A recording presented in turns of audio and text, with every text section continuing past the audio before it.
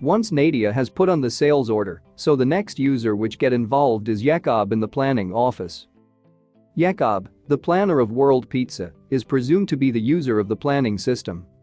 His job is to make sure that any demand coming from salesperson is going to be converted to a supply order.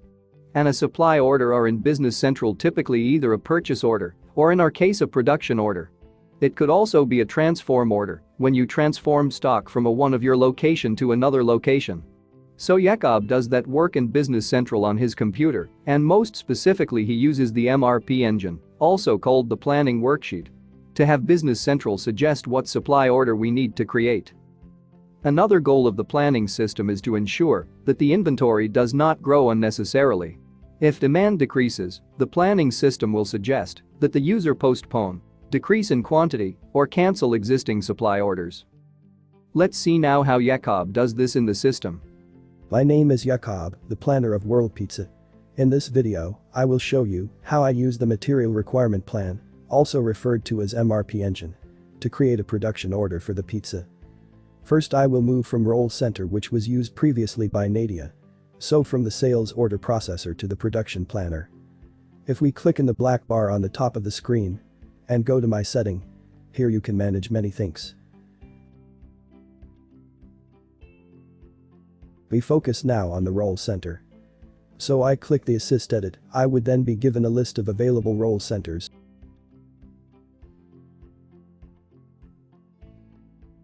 So I choose the production planner and go back. The main screen will be refreshed automatically to a new view of the production planner roll center.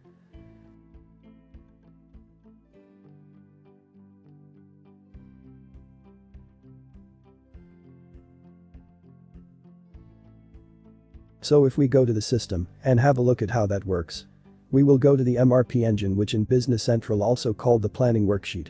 So we go here and we choose the default planning worksheet.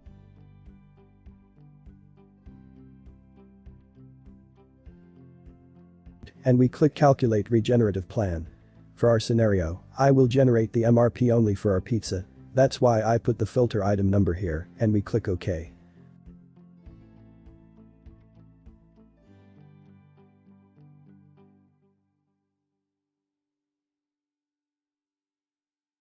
We see that Business Central picks up on the sales order, which was put on by Nadia.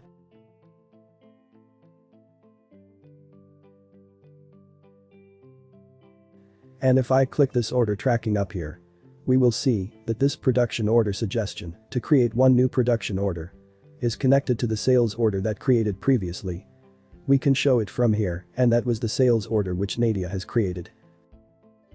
So based on some parameter on the item card, Business Central has picked up on that sales order and then looked at this item of the pizza and concluded that if we are running out of stock for that particular item, then this has to be replenished with the production order. So that's why Business Central comes up with a production order suggestion as a supply for this demand. Next, I click carry out action message to confirm that I want to go ahead and create the production order. We choose first on which stage the production order should be created. So we move directly to a firm planned production order. So, there are a couple of things we should taking into account if we are talking about the planning. First, we should have a look about the bill of material needed for our production order. The best way to check the structure of the production order is the item card itself.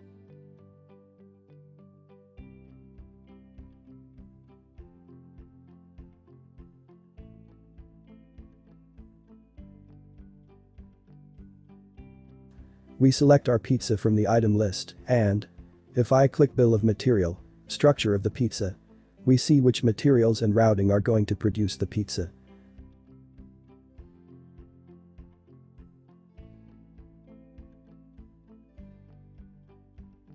So, now let's have a look at the production order that has been created.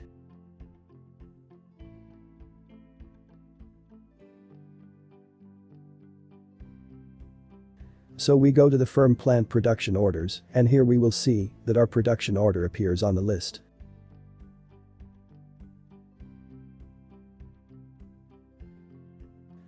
If everything's okay, I will change the status of the production order. This can be now moved as a released production order.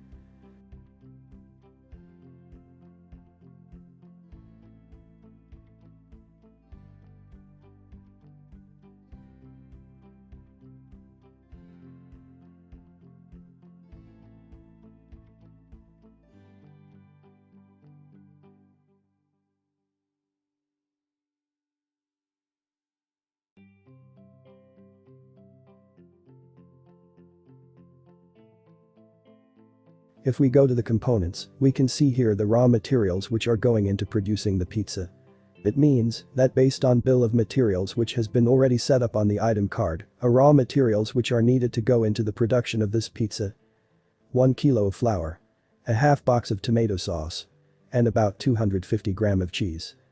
And if we go to the item availability specifically of this component, we will see that the entire production order is available because everything's which going producing the pizza are on stock.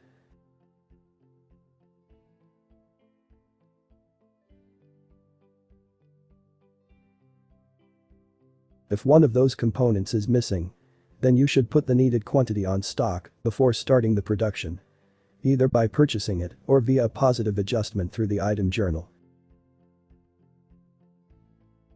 What we can also see, the quantity that is available and how much is needed.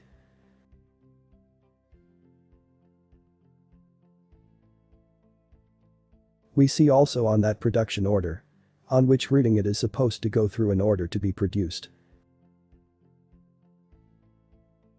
So if you go into the routing, we can see that the first work center that needs to go through is the dough preparation station, then it need to go through the ingredients topping station, and finally, the pizza need to go the oven in order to be baked.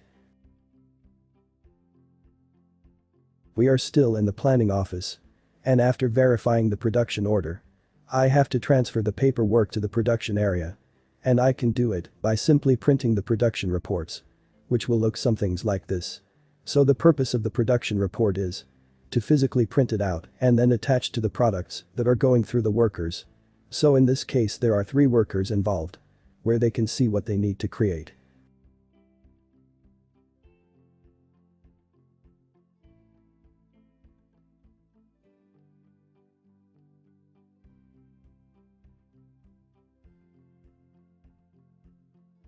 So when I click the button and print out the production order, of course, that can be automated. But not in our case, it's not printed out in my office. Rather it is printed out on the first work center. Because Daniel is the first individual who actually need to use the production report. So that actually conclude what I have to do. I have to convert some demands generated by Nadia from the sales department. I have to look at the MRP engine which based on some setting on the item card. Then I generate a suggestion to create a production order for our pizza. And finally, I have had a quick view at this production order and I make sure that is printed to Daniel in the production area.